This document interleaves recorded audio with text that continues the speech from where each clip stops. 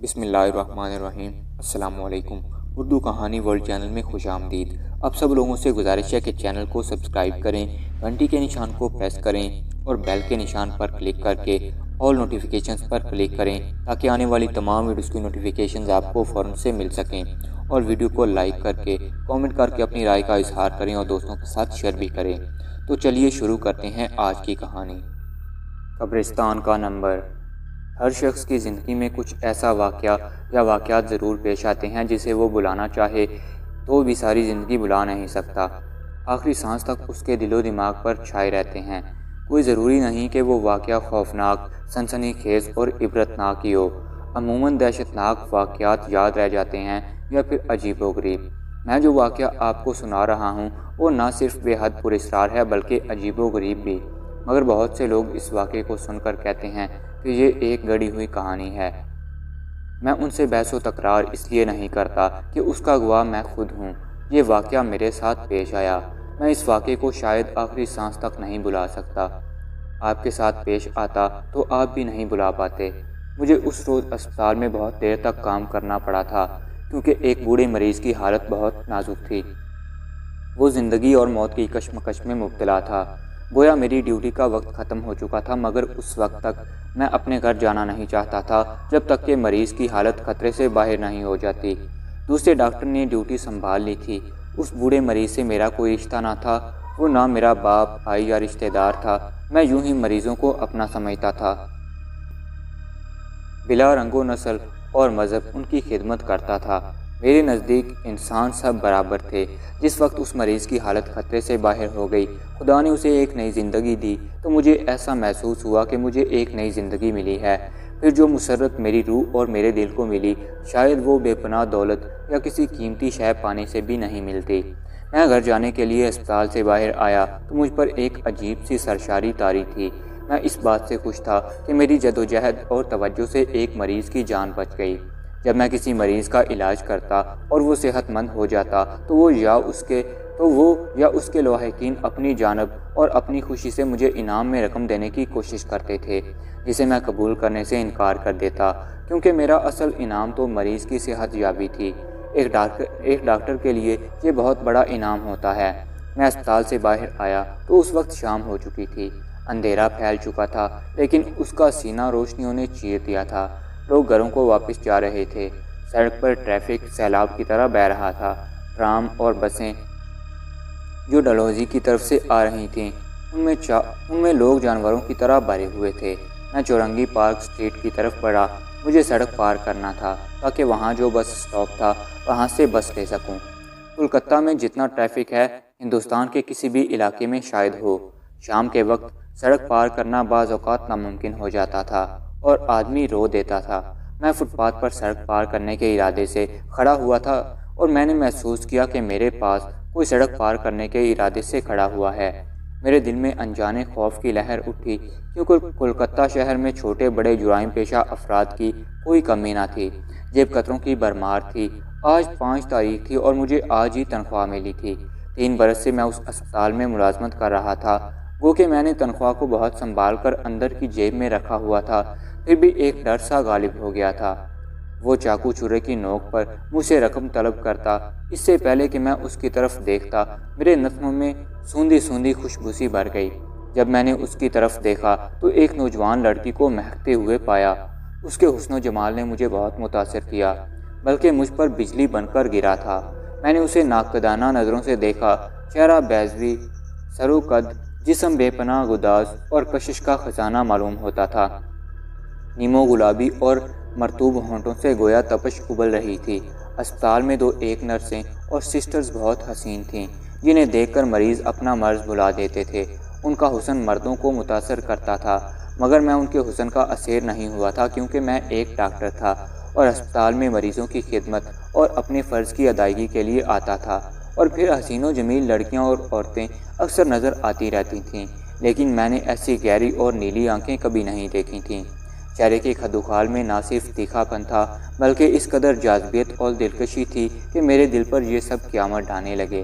اس کے گداز لبوں پر ایک تبسم رقصاں تھا۔ ایسا طرحدار سراپا بھی میں نے بہت کم دیکھا تھا۔ یہ پہلی لڑکی تھی جس پر میں ریشہ ختم ہو گیا تھا۔ یہ پہلی لڑکی تھی جس پر میں فدا ہو گیا تھا۔ جب اس سے میری نگاہیں چار ہوئیں تو میرا دل بہت تیزی سے دھڑکنے لگا۔ جامنی رنگ کی ساڑی میں اس کی اجلی رنگت اور قیامت ہو گئی تھی۔ اس نے بغیر آستینوں والا بلاؤز پہن رکھا تھا جو مختصر اور نیچی تراش اور نئے فیشن کے مطابق تھا۔ ایسا لباس ہر 10 عورتوں میں سے 7 عورتیں پہنتی ہیں۔ عورت کی نیم اریانی کوئی معیوب بات نہیں رہی۔ اس نے مجھ پر جیسے جادو کر دیا تھا۔ جب وہ میرے اور قریب ہوئی تو میرے دل میں سب سے پہلا خیال جو آیا وہ یہ تھا کہ یہ لڑکی مجھے شکار کرنا چاہتی ہے۔ اس شہر میں ایسے گھرانوں کی نوجوان پرکشش اور خوبصورت لڑکیاں شام ہوتے ہی شکار کی تلاش میں نکلتی تھیں جو مالی مشکلات، تنگدستی اور بے روزگاری کا شکار ہوتی تھیں۔ میرے دل کے کسی کونے میں وسوسے کی ایک لہر آئی۔ میں نے اپنے دل میں یہ کہا کہ خدا کرے یہ ایسی لڑکی نہ ہو۔ اگر یہ شکاری لڑکی ہوئی تو مجھے ساری زندگی دکھ رہے گا۔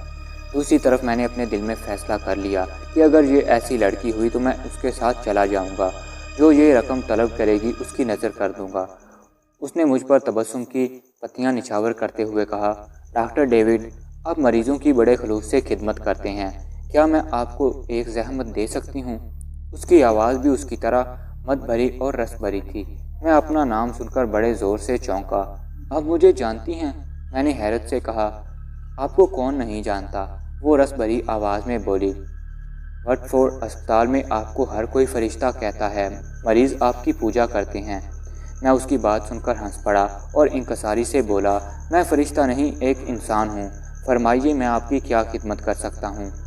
کسی طرح مجھے سڑک پار کرا دیجیے۔ وہ میری آنکھوں میں جھانکتی ہوئی بولی، اس قدر ٹریفک ہے کہ میرے لیے سڑک پار کرنا بہت دشوار ہے۔ اس میں زحمت کی کیا بات ہے؟ میں نے جواب دیا، چونکہ مجھے بھی سڑک پار کرنا ہے میں آپ کو بھی سڑک پار کرا دیتا ہوں۔ تیار ہو جائیے سڑک پار کرنے کے لیے۔ سڑک پار کرنے کی غرض سے میں فٹ پاتھ سے اترا تو وہ بھی اتر گئی۔ پھر اس نے میرا ہاتھ اپنے ہاتھ میں لے لیا۔ مجھے بڑی حیرت ہوئی، ایسی حرکت کی توقع نہ تھی۔ میں اس کا ہاتھ پکڑے بغیر اسے سڑک پار کرا بھی نہیں سکتا تھا، تاہم اس نے اپنی طرف سے پہل کر دی تھی۔ اس کے ہاتھ کا لمس اس قدر انوکھا اور لطیف سا تھا کہ میرے سارے بدن پر ایک فرحت بخش سنسنی دوڑ گئی اور نس نس میں خون جیسے رقص کرنے لگا۔ خون کے فوارے ابل پڑے تھے۔ سڑک پار کراتے وقت ایک مرتبہ ہم ٹکرا بھی گئے تھے۔ ایک مرتبہ وہ لڑکھڑائی تو اسے سنبھالنے کے لیے مجھے اس کی نازک سی کمر میں ہاتھ ڈالنا پڑا۔ سڑک پار کرنے کے بعد اس نے ساڑی کا پلو سینے اور شانے پر درست کیا تو اس کی مرمری باہیں خنجر کی طرح میرے دل میں اتر گئیں۔ میرا دل اس سے جدا ہونے کو نہیں چاہ رہا تھا۔ میں نے دل کڑا کر کے اسے چائے پینے کی دعوت دی تو اس نے بغیر کسی تعامل کے قبول کر لی۔ یہ میرے لیے اعزاز تھا۔ ہم دونوں ایک ریسٹورینٹ میں بہت دیر تک بیٹھے باتیں کرتے رہے۔ میں اس کا چاند سا چہرہ اور اس کی جادو بھری آنکھوں میں کھویا رہا۔ اس کی باتیں بھی بڑی دلکش تھیں۔ جب ہم دونوں اٹھے اور باہر آئے اور میں اس سے دوبارہ ملنے کے بارے میں پوچھنا چاہ رہا تھا کہ میری نگاہ اس کے ہاتھ پر پڑی۔ حیرت کی بات یہ تھی کہ اس سے پہلے میں اس کے ہاتھ کی انگلی میں جو انگوٹھی تھی دیکھ نہ سکا تھا۔ وہ منگنی کی انگوٹھی تھی۔ وہ انگوٹھی نہیں تھی، خنجر تھا جو کہ میرے دل میں اتر گیا تھا۔ میں باوجود کوشش کے اسے نہ بھلا سکا۔ وہ دن جب بھی یاد آتا مجھے ایسا محسوس ہوتا جیسے وہ میری زندگی کے ناقابل فراموش لمحات تھے۔ 4 برس بیت گئے۔ میں اپنے اس ہسپتال میں اسسٹنٹ سرجن کے عہدے پر فائز ہو گیا۔ میرے دل میں جو خدمت کا جذبہ تھا وہ بدرجہ عدم موجود تھا۔ بعض اوقات ایسے ایمرجنسی کیس آتے تھے کہ مجھے رات دیر تک رکنا پڑتا تھا۔ مجھے اسپتال کی طرف سے جو مکان ملا تھا وہ اسپتال سے 10 منٹ کی مسافت پر تھا۔ میں گھر پہنچا۔ میری بیوی گھر پر نہیں تھی، وہ میکے گئی ہوئی تھی۔ وہ مجھ سے ناراض ہو کر چلی گئی تھی۔ اسے میرا دیر سے گھر آنا اور اسپتال میں زیادہ وقت دینا زہر لگتا تھا۔ حالانکہ وہ نرس رہ چکی تھی، اس کی اور میری لو میرج تھی۔ میں نے شادی سے قبل اس سے کہہ دیا تھا کہ میں اپنے کام میں دخل اندازی بالکل بھی پسند نہیں کروں گا۔ اس نے کہہ دیا کہ میں ذرا بھی دخل نہیں کروں گی، لیکن اس نے ازدواجی زندگی تلخ بنا دی تھی۔ میں چونکہ بے حد تھکا ہوا تھا اور کافی کی طلب ہو رہی تھی، اس لیے میں کچن میں چلا گیا۔ میں نے کافی بنائی۔ میں 2-1 گھونٹ حلق سے اتارے ہی تھے کہ اطلاعی گھنٹی بج اٹھی۔ بعض مریض مجھے اسپتال میں نہ پا کر میرے گھر کا رخ کرتے تھے۔ نہ جانے کون بد نصیب تھا جسے اس وقت میری خدمات کی ضرورت تھی۔ میں نے دروازہ کھولا۔ ایک جوان سال عورت دروازے میں کھڑی تھی، ملگجی روشنی میں تھی۔ وہ بالکل سفید برق لباس میں ملبوس تھی۔ اس لباس میں وہ ایک دلہن کی طرح لگ رہی تھی۔ میں نے اس سے پوچھا، کیا مریض اسپتال میں ہے؟ آپ نے اسٹاف سے کیوں نہیں کہہ دیا کہ وہ مجھے بلا لیتے؟ اس عورت نے میری بات کا جواب نہیں دیا۔ وہ مسکراتی ہنستی ہوئی میرے قریب سے ہو کر اندر داخل ہو گئی، پھر کرسی پر جا بیٹھی۔ یہ کمرہ نشست کا تھا۔ اس کے بیٹھنے، دیکھنے اور مسکرانے کا انداز بڑا دل فریب اور قیامت خیز تھا۔ سینے پر اس کے بنفشا پھولوں کا ایک گچھا لٹک رہا تھا۔ روشنی میں اسے دیکھا تو میری حیرت اور خوشی کی انتہا نہ رہی۔ یہ روپا تھی۔ میں نے اسے پہچان لیا۔ یہ وہی تھی جسے میں نے 4 برس پہلے سڑک پار کرائی تھی، جسے میں آج تک بھول نہ سکا تھا۔ آج بھی اس کے حسن میں وہی تابانی تھی، مسحور کن حسن، وہی پیاری نیلی آنکھیں، خد و خال، وہی جذبات کو بھڑکانے والا سراپا۔ میں نے سوچا کہ اس سے کہوں کہ تمہیں پہچان لیا ہے، لیکن میں کسی خیال کے زیر اثر خاموش رہا۔ ڈاکٹر ڈیوڈ، آپ نے مجھے یقیناً پہچان لیا ہوگا۔ مجھے وہ دن آج بھی اسی طرح یاد ہے جیسے کہ کل کی بات ہو۔ جی ہاں، میں نے آپ کو پہچان لیا ہے، میں نے بڑی سنجیدگی سے جواب دیا۔ میں اب چونکہ شادی شدہ تھا اس لیے اس سے فری ہونا اور رسم بڑھانا نہیں چاہتا تھا۔ وہ خود بھی بے حد سنجیدہ ہو کر بولی، ڈاکٹر، میں اتنی رات آ کر آپ کا وقت لینے اور پریشان کرنے پر معافی چاہتی ہوں۔ میں جانتی ہوں کہ آپ اس وقت بہت تھکے ہوئے ہیں، لیکن میں کیا کروں؟ میں اپنی خود غرضی اور شوہر کی وجہ سے آپ کو تکلیف دینے کے لیے آ گئی ہوں۔ میں کس قدر پریشان اور الجھن میں مبتلا ہوں بتا نہیں سکتی۔ اصل بات یہ ہے کہ میرے شوہر سخت بیمار ہیں۔ تھوڑی دیر پہلے انہیں دل کا دورہ پڑا تھا۔ اس وقت وہ بے ہوشی کی حالت میں پڑے ہوئے تھے۔ میری آپ سے التجا ہے کہ ابھی اور اسی وقت جا کر انہیں دیکھ لیں، ان کے گھر کا پتہ نوٹ کر لیں۔ پھر اس نے توقف کر کے مجھے کارک اسٹریٹ کے ایک مکان کا نمبر اور پتہ بتا دیا۔ وہ مکان میرے مکان سے زیادہ دور نہیں تھا۔ پتہ بتانے کی کیا ضرورت ہے، آپ میرے ساتھ چلیں، میں اسی وقت آپ کے ساتھ چلتا ہوں، میں نے کھڑے ہوتے ہوئے کہا۔ میں کسی وجہ سے آپ کے ساتھ چلنے سے قاصر ہوں، اس نے جواب دیا۔ میں اپنے شوہر سے کچھ عرصے سے الگ رہ رہی ہوں۔ ہم دونوں کے درمیان نفرت کی دیوار کھڑی ہو چکی ہے۔ ان کے نزدیک میرا قصور ناقابل معافی ہے۔ اس کے باوجود میں چاہتی ہوں کہ وہ زندہ رہیں، بچ جائیں۔ میں نے اپنا بریف کیس کھول کر اس کا جائزہ لیتے ہوئے اس سے کہا، آپ کے شوہر کو آپ سے کتنی ہی نفرت کیوں نہ ہو، اس وقت آپ کا ان کے پاس رہنا اشد ضروری ہے، کیونکہ انہیں دل کا دورہ پڑا ہے۔ ایسی حالت میں آپ انہیں چھوڑ کر چلی آئی ہیں، یہ تو بالکل غلط بات ہے۔ ڈاکٹر، وہ مجھے ملتجیانہ نظروں سے دیکھنے لگی۔ یہ وقت ان باتوں کا نہیں، پلیز جتنا جلد ہو سکے آپ وہاں پہنچنے کی کوشش کریں، بڑی نوازش ہوگی۔ لیکن ایک بات میری سمجھ میں نہیں آ رہی کہ آپ کو اپنے شوہر کی علالت کی خبر اتنے رات گئے کیسے ملی، کس نے دی، جبکہ آپ تو الگ گھر میں رہتی ہیں۔ دل سے دل کو راہ ہوتی ہے، یہ میرے دل کا کہنا ہے۔ میرے دل نے کبھی بھی مجھ سے غلط بیانی نہیں کی۔ یہ میرے دل کی محبت ہے جس نے مجھے آگاہ کر دیا۔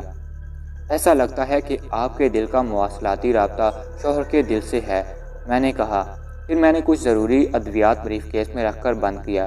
پھر اس سے کہا، چلیے میں آپ کا حکم بجا لاتا ہوں، میں آپ کے دل کے کہنے کے مطابق وہاں جاؤں گا اور پھر میں پہلے آپ کو آپ کے گھر چھوڑ دوں گا۔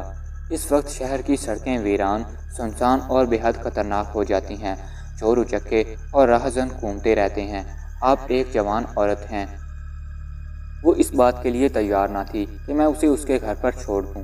وہ تکرار کے لہجے میں بولی، پلیز ڈاکٹر، آپ میری فکر نہ کریں، کسی بدماش کی مجال نہیں کہ وہ مجھ پر ہاتھ ڈالے اور میری ذات پر کوئی آنچ آئے۔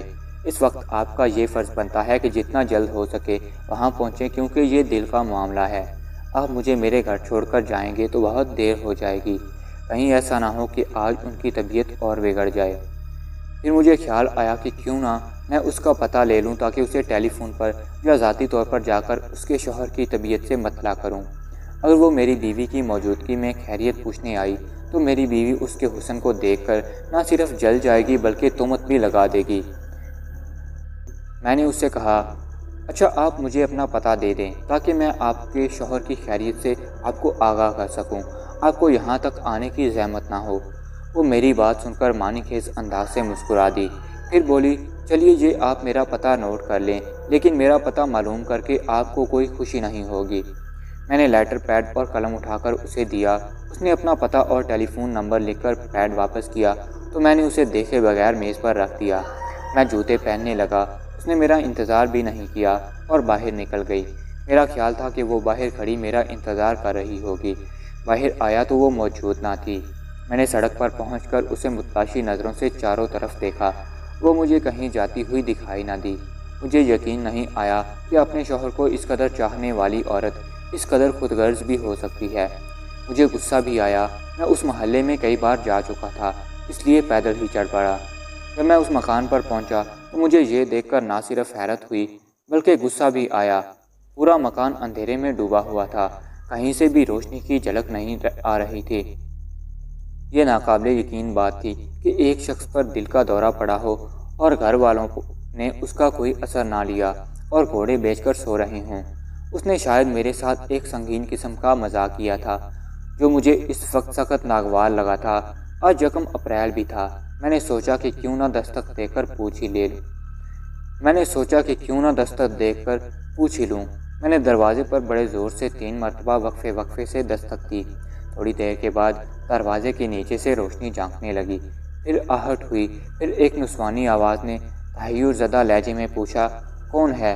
मेरे जवाब देने से पेशतर दरवाज़ा खुला। एक मुअम्मर औरत मेरे सामने खड़ी थी। उसके सर के सारे बाल सफ़ेद थे। मैंने कहा, खातून, मैं डॉक्टर डेविड हूँ। मिस्टर हर्बर्ट यहाँ रहते हैं, वो सख्त बीमार हैं, उन पर दिल का दौरा पड़ा है। मैं एक खातून की इत्तला पर यहाँ आया हूँ। वो मेरा बेटा है, बिल्कुल ठीक है। जिस किसी ने भी आपको इत्तला दी उसने आपके साथ बेहुदा मजाक किया है, उस मुअम्मर औरत ने जवाब दिया। अच्छा, 1 मिनट। इतना कहकर वो अंदर चली गई। मुझे उसकी बीवी पर बहुत तैश आया। थोड़ी देर के बाद वो औरत आई तो बदहवास सी थी। उसका चेहरा मुतगय्यर था। वो तशवीशनाक लहजे में बोली, वाकई मेरा बेटा। उस वक्त वो एक जुमला ही कह ना सकी, उसकी आवाज़ भरा गई। चंद लम्हों के बाद कमरे में दाखिल हुआ तो देखा एक शख्स की जिसकी उम्र 30 वर्ष की होगी ज़मीन पर बेहोशी की हालत में पड़ा हुआ था। मैंने उसे उठाकर बिस्तर पर लिटाया, फिर उसका मुआयना किया। खतरे वाली बात ना थी। मैंने उसे दवा और इंजेक्शन वगैरह दिए, अपने पास से दुआ दी। फिर उस औरत को अपना टेलीफोन नंबर दिया कि तबीयत दोबारा ख़राब होने की सूरत में मुझे इत्तला दे दी जाए, मैं एम्बुलेंस भेज दूँगा। मैं जब अपने घर वापस आया तो मेरा पूरा घर बेनवशा फूलों की भीनी भीनी खुशबू से महक रहा था। हैरत की बात थी, पारो जो आई थी उसके सीने में बनफशा फूलों का गच्छा था। जाते वक्त गिर गया था और उसे खबर भी ना हो सकी थी। मैंने उसे उठाकर मेज़ पर रख दिया। मैं दूसरे दिन उसका मुआयना करने गया। उसके कमरे में दीवार पर एक बहुत बड़े फ्रेम में एक तस्वीर लगी थी। ये पारो की तस्वीर थी। वही महताब चेहरा, वही खूबसूरत आंखें, वही तबस्सुम, वही लिबास जिसे पहनकर आई थी। उस तस्वीर में बनफशा के फूल भी नज़र आ रहे थे जो कि तरोताज़ा और महकते हुए लग रहे थे। मुझे ऐसा लगा ये उसकी तस्वीर नहीं बल्कि बजाते खुद वो फ्रेम में मौजूद है। मुझे तस्वीर को गौर से देखकर हर्बर्ट ने कहा, डॉक्टर, ये मेरी बीवी पारो की तस्वीर है जो कि शादी के दिन खींची गई थी। जी हाँ, मैं आपकी पत्नी को पहचानता हूँ। उन्हीं के कारण आप आज जिंदा हैं और आपको एक नई ज़िंदगी मिली है। मैंने कहा, क्या मतलब? हर्बर्ट ने अपनी पलकें झपकाईं। मैं आपका मतलब समझा नहीं। आप मेरी पत्नी को कब से और कैसे जानते हैं? मैंने उसे किसी कदर तफसील से सारा वाक़या सुनाया तो उसके चेहरे का रंग मुतगय्यर हो गया। वो हैरान होकर बोला, भला ये कैसे हो सकता है डॉक्टर? दुनिया में क्या चीज़ मुमकिन नहीं। आपको अपनी पत्नी की मोहब्बत का एहसास करना चाहिए। उसके दिल में महसूस कर लिया कि आप शदीद बीमार हैं। लेकिन डॉक्टर डेविड, मेरी बीवी को इस दुनिया से रुखसत हुए पूरा 1 बरस हो चुका है। ये बात सब लोग जानते हैं। वो मर चुकी है। मैं भौंचक्का सा रह गया। आप मेरी बात का यकीन करें, मेरे घर पर आपकी पत्नी आई थी। वो जिंदा थी। उसने यही लिबास पहन रखा था जो इस तस्वीर में मलबूस है। उसके गले में बनफशा फूलों का हार था। कल रात जब मैं घर गया तो मेरा पूरा घर इन फूलों की खुशबू से महक रहा था। मैंने कोई ख्वाब नहीं देखा, मैं एक हकीकत आपसे बयान कर रहा हूँ। उसके कहने पर ही तो मैं यहाँ आया था। मुझे आपकी किसी बात से इनकार नहीं। वो मेरी बातों को सुनकर बोला, उसने ये लिबास शादी के रोज़ पहना था और इस लिबास में उसकी तदफीन भी की गई थी। تجہیز و تدفین کے وقت اس کے تابوت میں میں نے بنفشا پھولوں کو رکھ دیا تھا۔ اسے یہ پھول اور ان کی خوشبو بہت پسند تھی۔ وہ اپنی بات ختم کر کے اور اپنی بیوی کو یاد کر کے پھوٹ پھوٹ کر رونے لگا۔